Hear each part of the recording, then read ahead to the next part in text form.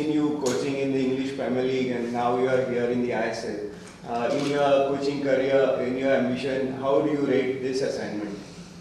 Well, I've said before, I think this is the biggest challenge for any manager because you are more or less given a squad of players. You don't really have a great deal, deal of say in the selection of the squad.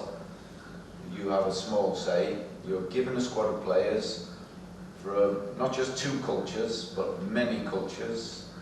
You know, in my squad we have French, we have Spanish, we have Africans, we have obviously 14 plus Indians. So you have the combination of all the cultures. You have to try and combine and create a style of play which suits the majority of those players, and then you have to try and be successful. So in 15 weeks, whatever it is, I think this is one of the biggest challenges in world football. That sounds overly dramatic, but I think it really is.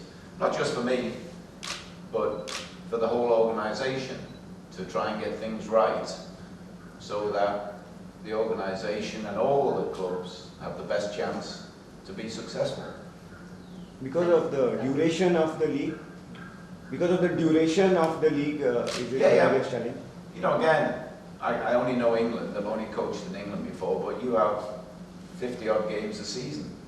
So you can develop and grow, and you can also bring players in. You can chop and change. Whereas here, your squad is your squad. You can't bring anyone in.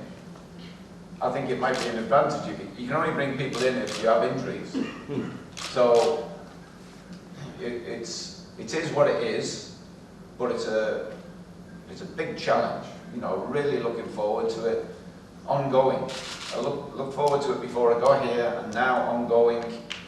You know, I really relish to see whether we're up for it. Not just me, the whole organisation, as I said, the Blasters as a group.